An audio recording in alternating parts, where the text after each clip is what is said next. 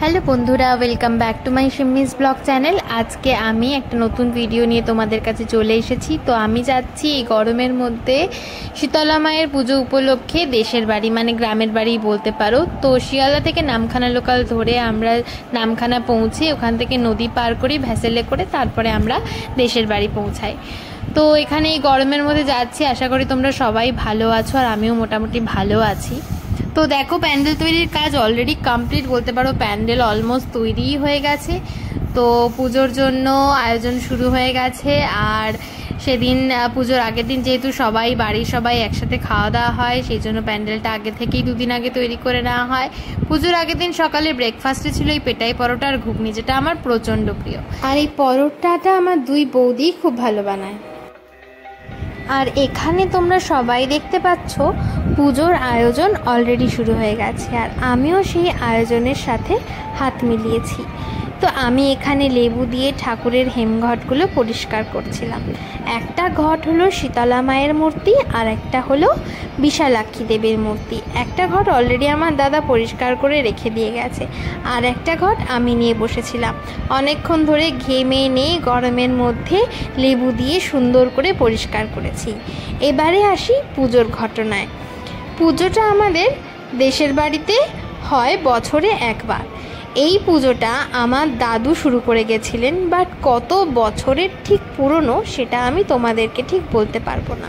কিন্তু এই মন্দিরটা বা ঠাকুরটা তোমরা যেটা দেখতে পাচ্ছ সেটা আগের বছরই এই মন্দিরটা প্রতিষ্ঠা করা হয় আর নতুন ঠাকুর আনা হয়। কিন্তু এর আগেও যে ঠাকুরটা বানানো হতো সেটাও এই রকমই দেখতে ছিল, আর প্রত্যেক বছর রং করে নতুন করে পুজো করা হতো। আর এই হেমঘটগুলো আগের বছর নতুন করে প্রতিষ্ঠা করা হয়েছিল। আমার বাবা, দুই কাকু আর আমার খুড়তুতো দাদা সবাই মিলে এই পুজোটা করে থাকে বছরে একবার। এটাকে শীতলা মায়ের পুজো বলেই আমরা বলে থাকি।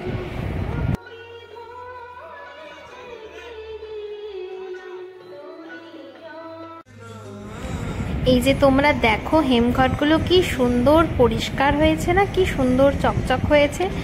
এই যে ঠাকুর মশাই অলরেডি পুজোর কাজ গুছিয়ে ফেলেছে, কারণ পরের দিন সকালে তো এত কাজ একসাথে সকাল 9টার মধ্যে করে ওঠা সত্যিই সম্ভব না, তাই আগের দিনই সব গুছিয়ে কমপ্লিট করে রাখা হচ্ছে।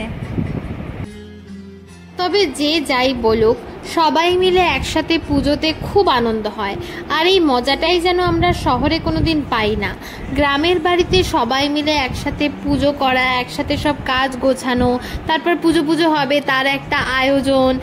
কিন্তু পুজো শেষ হয়ে গেলে যদিও একটু মন খারাপ লাগে, পর তবুও সারা বছরে একটা পুজো সবাই মিলে করার মজাটাই যেন আলাদা হয়।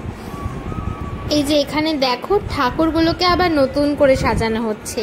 যেমন ঠাকুরের কলকা বা আলপনাগুলো আবার নতুন করে করা হয়, ঠাকুরের গায়ে রং আবার নতুন করে করা হয়, ঠাকুরের শাড়ি, মুকুট, চুল, মালা সব কিছু আবার নতুন বছরে নতুন করে পাল্টে তবেই নতুন বছরের পুজো শুরু করা হয়। এই আমাদের আগের দিনের আয়োজন। এবার আসি পরের দিনের সকালে এরকম আম পাতা দিয়ে মালা তৈরি করে ঠাকুর ঘরের চারপাশে দিয়ে এবারে গুঁড়ো করে রাখা হয়েছে ধুনো।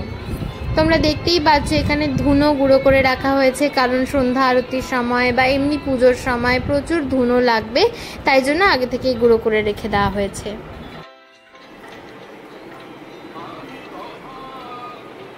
এরপরে এখানে তোমরা দেখতে পাবে প্রচুর ফল। এখনও তো সবে কয়েকটা মাত্র ফলই এসেছে।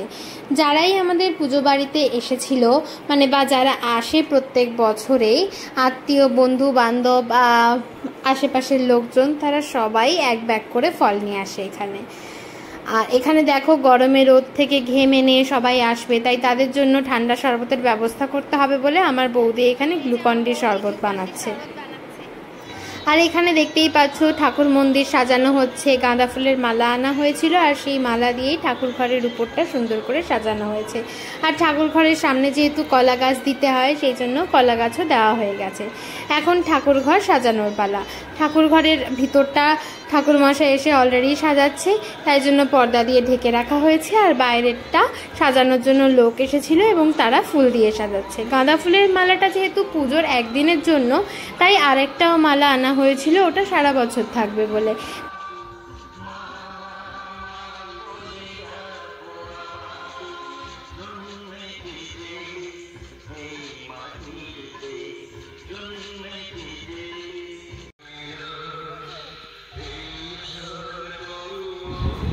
দিয়ে সাজানোর পর ঠাকুর মন্দিরের কমপ্লিট লুকটা আমি তোমাদের এখন দেখাচ্ছি। দেখতে পাচ্ছ খুব সুন্দর লাগছে, ঠাকুর মন্দিরের চারপাশে এরকম ফুল দিয়ে সাজানো হয়েছে। এরপর এখানে তোমরা দেখো ঠাকুর মশাই শীতলা মা আর বিশ্বলক্ষ্মী মায়ের গলায় রূপোর চেন আর নাকের নথ পরাচ্ছে। রূপোর চেনটা আমার দাদু বানিয়ে দিয়ে গেছিলেন, তখন থেকেই রূপোর চেনটা ঠাকুরের গলায় পরানো হয়। আর নাকের নথটা এই বছর আমার বাবা ঠাকুরের জন্য বানিয়েছে। আর দেখো ঠাকুরকে খুব সুন্দর করে শাড়িও পরানো হয়ে গেছে।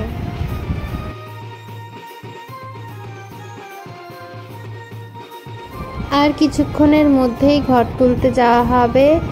এখানে দেখো ব্যান্ড পার্টি অলরেডি চলে এসেছে, তারা বাজনা বাজাতে শুরু করে দিয়েছে। বাড়ির সবাই রেডি হয়ে গেলেই আমরা চলে যাব ঘর তুলতে।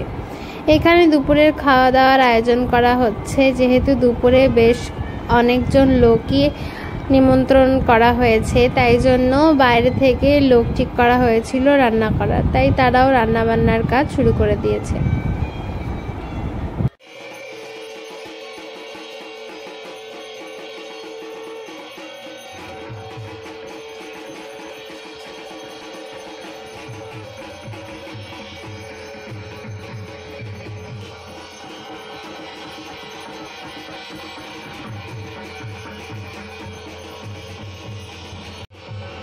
ঘর তুলতে যাওয়ার জন্য সবাই রেডি হয়ে গেছে। এখানে আমার মা শাঁখ বাজাচ্ছে, আমার বৌদি কাঁসর বাজাচ্ছে।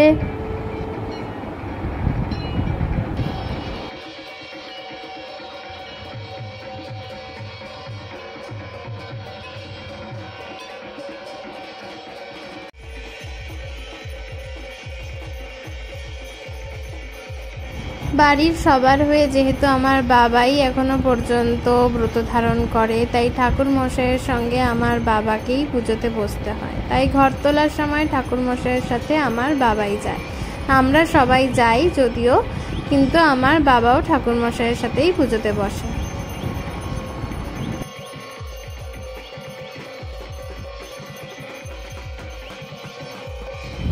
এখানে তোমরা দেখতে পাচ্ছ ঘর তুলতে যাওয়ার জন্য সবাই সেজে গুজে রেডি হয়ে পড়েছে। এই গরমের মধ্যে পায়ে হেঁটে এই রোদে যাওয়া সম্ভব ছিল না বলে বেশ কয়েকটা টোটো ঠিক করা হয়েছিল, প্রায় 10-12টা টোটো ঠিক করা হয়েছিল। এবং সেই টোটোগুলোর মধ্যে একটা টোটোতে ঢাকি, একটা টোটোতে বাজনা পার্টি, একটা টোটোতে আমার বাবা ঠাকুর মশাই পুজোর কিছু সরঞ্জাম এগুলোই ছিল। আর বাকি টোটোতে আমরা সবাই মেয়েরাই গেছিলাম।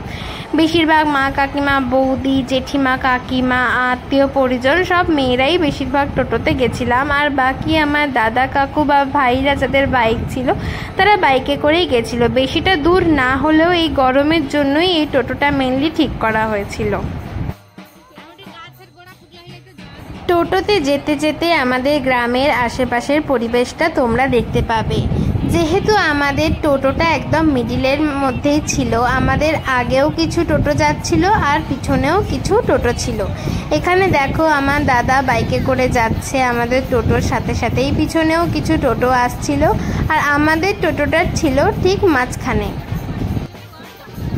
টোটোতে যেতে যেতে তোমাদের দেখাই কি আমার টোটোতে কারা কারা ছিল।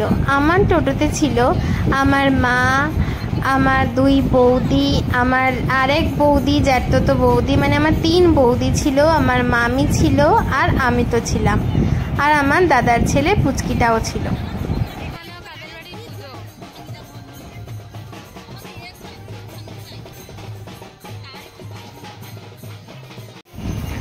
এখানে আমরা নদীর ধারে পৌঁছে গেছি। এখানে দেখতে পাচ্ছ এক একটা করে টোটো এসে পৌঁছাচ্ছে। এখানে একটা বড় শীতলা দেবীর মন্দির আছে নদীর ধারে। আমরা সেখানে গিয়ে প্রথমে পুজো করে তারপরে আমরা ঘর তুলতে যাব নদীতে।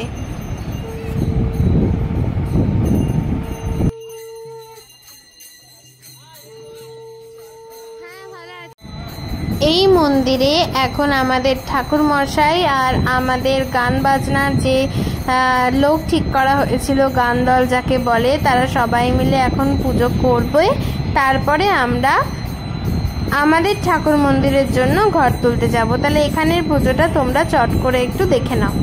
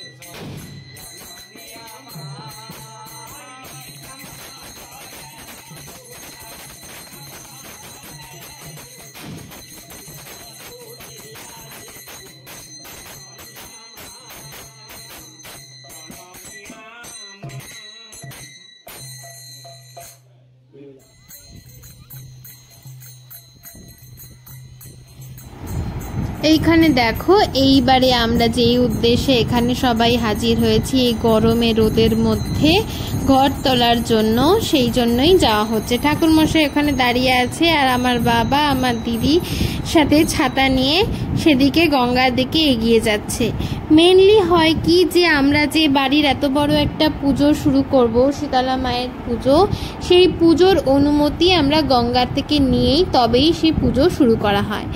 এই রিচুয়ালসটার জন্যই আমরা মেনলি এখানে গঙ্গার ধারে এসে ঘর তুলি। গঙ্গা নদীর চারপাশটা তোমাদের একটু ঘুরিয়ে ঘুরিয়ে দেখাই। ওখানে খুব সুন্দর হাওয়া বইছিল। এই গরমের মধ্যে যেন একটু ওখানে ভালো লাগছিল, মনে হচ্ছিল যেন ওখানেই সারাদিন বসে থাকি। যদিও রোদ ছিল, তবে প্রচণ্ড হাওয়া দিচ্ছিল।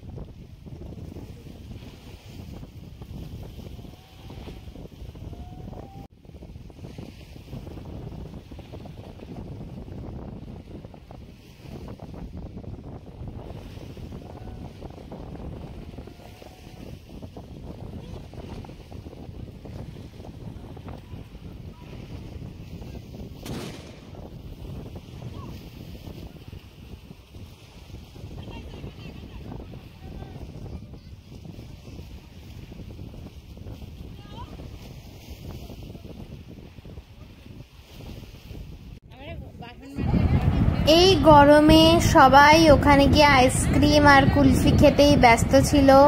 আগে থেকেই ঠিক করে রাখা হয়েছিল আইসক্রিম আর কুলফিওয়ালাকে, যাতে ওখানে গিয়ে সবাইকে আইসক্রিম আর কুলফির যোগান দিতে পারি। যে আমার বৌদি, আমার মা, মামি, মানে জেঠিমা সবাই আইসক্রিম খেতে ব্যস্ত।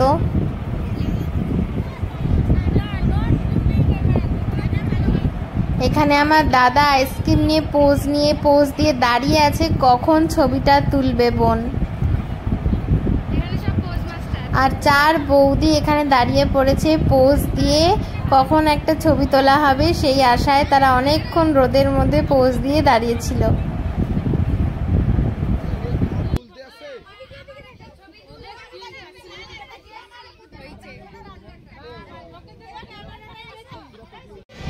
গরমের মধ্যে আইসক্রিমটা পেয়ে সবাই বেশ মজা করেই খেলো, বেশ ভালোই লাগলো। আবার যেরকমভাবে এসেছিলাম সেই রকমভাবেই টোটো করে বাড়ি ফেরার পালা। ঘর তোলা কমপ্লিট হয়ে গেছে।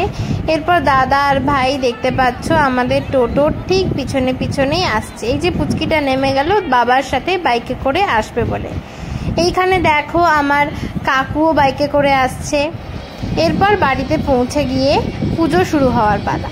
পুজো অলরেডি শুরু হয়ে যাবে, তোমাদের সেটাও আমি দেখাবো ভিডিওতে। তো চলো বন্ধুরা, দেখে নেওয়া যাক ঘর তোলার পরে আর কি কি বাকি রয়েছে এবং এখন কি কি হবে।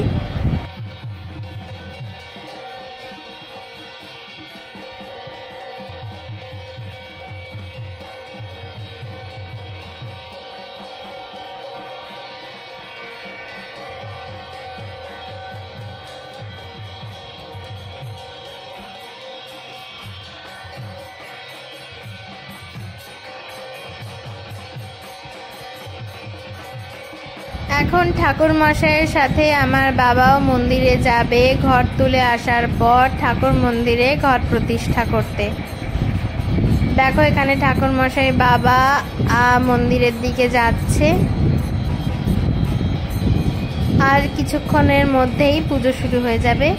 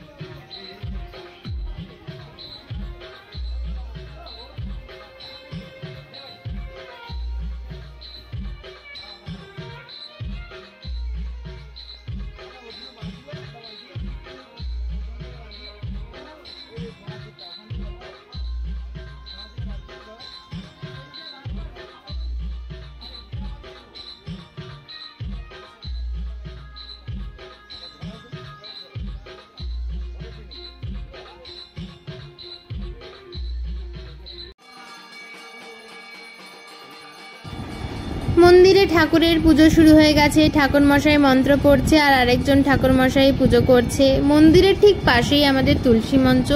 এই তুলসী মঞ্চতেও ফুল আবির দিয়ে সুন্দর করে সাজানো হয়েছে এবং তুলসী মঞ্চের গায়েও ঠাকুরের শাড়ি পরানো হয়েছে।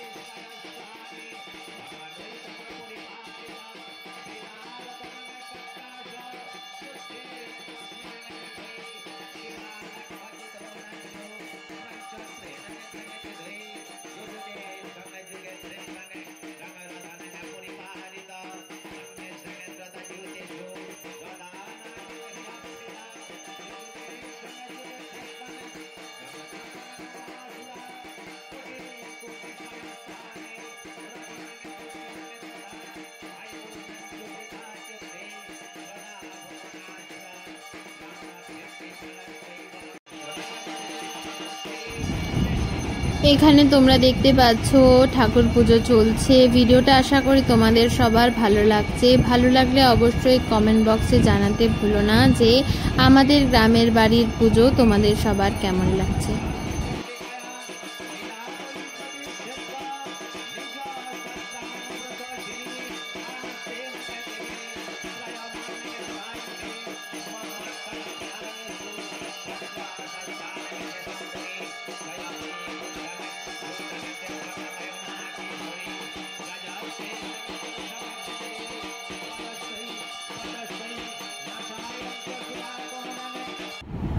এখন আমি তোমাদের দেখাবো আমার কাকিমা ঠাকুরের পুজোর জন্য ফল প্রসাদ কাটছে। আর এই দেখো এত ফল এসেছে। আমি তোমাদের সকালেই বলেছিলাম যে যারাই আসে আত্মীয় বন্ধু বান্ধব আশেপাশের লোকজন তারা সবাই এক ব্যাগ করে ফল নিয়ে আসে। এই যে এত ফল এখানে জমা হয়েছে। সকালে তোমরা দেখেছিলে কত কম ফল।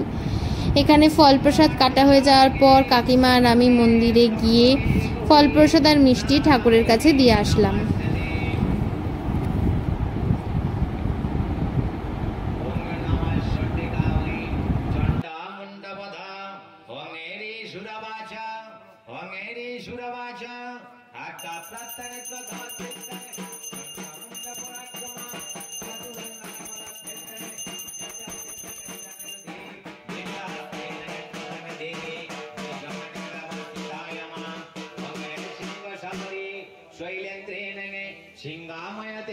কাঞ্চনে ত্রাঙে দৃষ্টাঙ্গে তাঙ্গে সমনামদ্রয়া আকাত্রেণাঙ্গে সিদাগ্রেণাঙ্গে ত্রতনাঙ্গে সমীপাগ্রয়া ত্রতপ্রপঙ্গে চকম্ভীকাঙ্গে প্রাণারেণাঙ্গে প্রপন্নম শোনাঙ্গদ্রয়া ভূকটি কুটিলাশ্রয়া ললাটাঙ্গে ফলতাঙ্গে ধৃতায়ামা কালী করলাঙ্গে প্রদনাঙ্গে বৃণীকার্তাঙ্গে শিবাসিনী ত্রিচিত্রা ঘণ্টধারা নরমালতি ভূষণা দীপাচরণ পরিত্রাণাঙ্গে শুষ্কাকাঞ্চন শতভীগবা ওদে বিস্ফারক প্রদনাঙ্গে জ্ঞানঙ্গ ভূষণোত্তমা নিপাতেনাঙ্গে পরিত্রাণা দেবভয়া।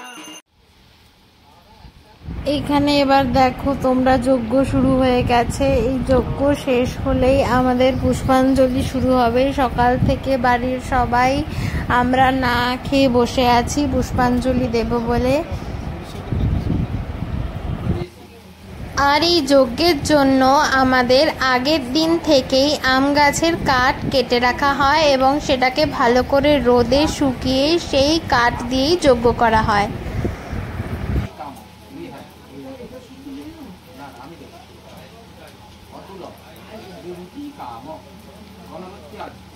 নানা দেবতা পূজা পূর্বক সহিত নম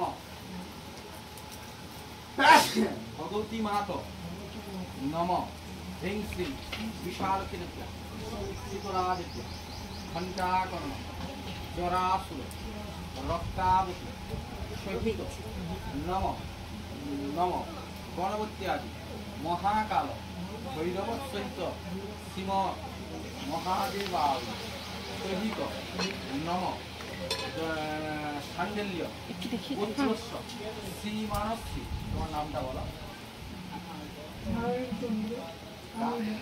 রাসস্য ধূতিদত্ত মারিভয় অসময় দুর্ভয় অসমান ধনধান্য ধনাক্ষক ঐশ্বর্য প্রাপ্তি স্ত্রীকন্যা পুত্র সন্তান লাভ করণার্থে বিদ্যা বুদ্ধি প্রদান কর্মণি ব্যবসায় লাভবান কর্মণি নম গোবৎসাদি বালবৃক্ষ শান্তিকরণার্থে নবগ্রহ শান্তিকরণার্থে বিস্ফোটকাদি বসন্তাদি রোগ শান্তিকরণার্থে বজ্রভয় অগ্নিভয় জলাভয় সর্বভয় ব্যাধিভয় নাশকরণার্থে গয়বন্ধর্ব শান্তিকরণার্থে বাস্তু শান্তিকরণার্থে নম সর্বকাম জয়ী নিত্যং প্রসন্না সর্বদেবতা হ্রিং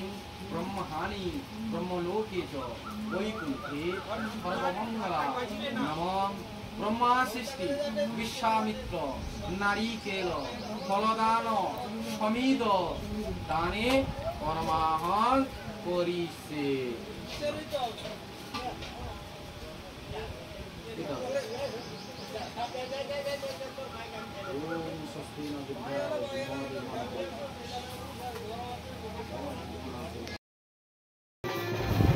এইখানে ঠাকুরের ভোগ নিবেদন করা হয়েছে, তাই ঠাকুর মন্দিরের সামনের পর্দাটা টেনে দেওয়া হয়েছে কিছুক্ষণের জন্য।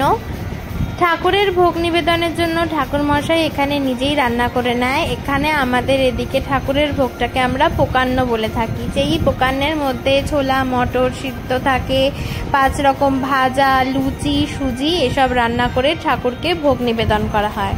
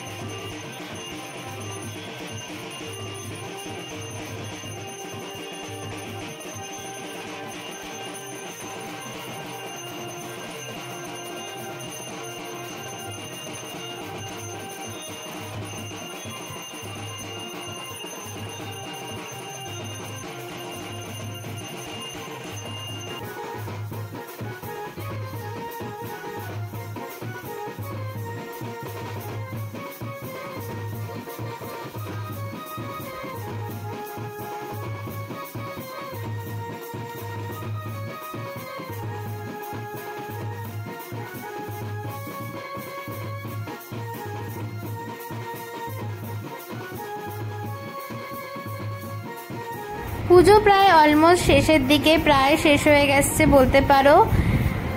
আর কিছুক্ষণের মধ্যেই পুজো শেষ হয়ে যাবে। আর পুজো শেষের পরেই আমরা পুষ্পাঞ্জলি দিতে চলে যাব ঠাকুর মন্দিরের কাছে, কারণ বাড়িতে প্রায় সবাই সকাল থেকে না খেয়ে বসে আছে পুষ্পাঞ্জলি দেওয়ার জন্য।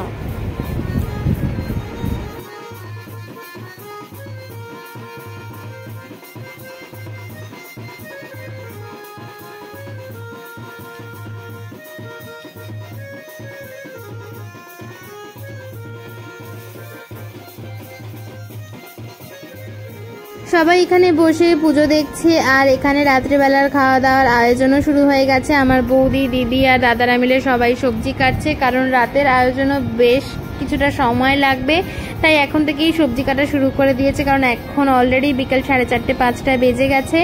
এই যে আমার দাদা হাত দেখিয়ে দিল, এখানে রান্নি এসছে বাইরে থেকে রান্না করার জন্য, কারণ এত লোকের আয়োজন তো আমাদের বাড়ির কারোর পক্ষে করা সম্ভব না। রাত্রিবেলার মেনুটা আমি তোমাদের সাথে পরের ভিডিওতে শেয়ার করব।